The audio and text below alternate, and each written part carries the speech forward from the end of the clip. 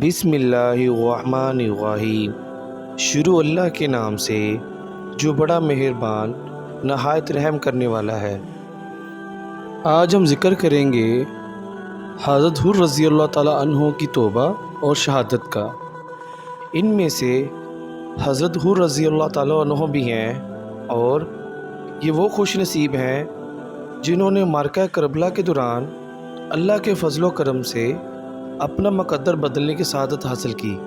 یہ یزیدی لشکر کے ایک سپہ سالار تھے اور سیدنا امام حسین رضی اللہ تعالیٰ عنہ کے مد مقابل لوگوں میں سے تھے، لیکن اسی دوران وہ اپنی سواری لے کر دوران جنگ امام علی مقام کے سامنے آئے اور پوچھا کہ اے امام علی مقام، میں آپ کو اس جگہ لانے کا قصوروار اور گناہ گار ہوں، لیکن اب شرمندہ ہو کر آپ کے قدموں پر اپنی جان نچھاور کرنا چاہتا ہوں، تو کیا اتنا بڑا گناہ کرنے کے بعد بھی میرے لیے بخشش کا کوئی امکان ہے؟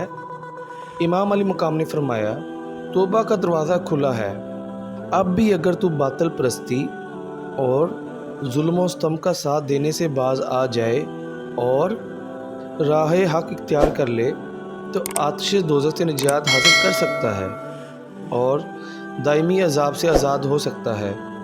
حضرت حر رضی اللہ تعالیٰ عنہ نے جب یہ سنا تو یزیدی لشکر کا ساتھ چھوڑ کر امام پاک کے ساتھیوں میں شامل ہو گئے۔ اہل بیت کرام کے ساتھ اپنی وفاداری کا ثبوت فراہم کرتے ہوئے میدان کربلا میں جام شہادت نوش کیا۔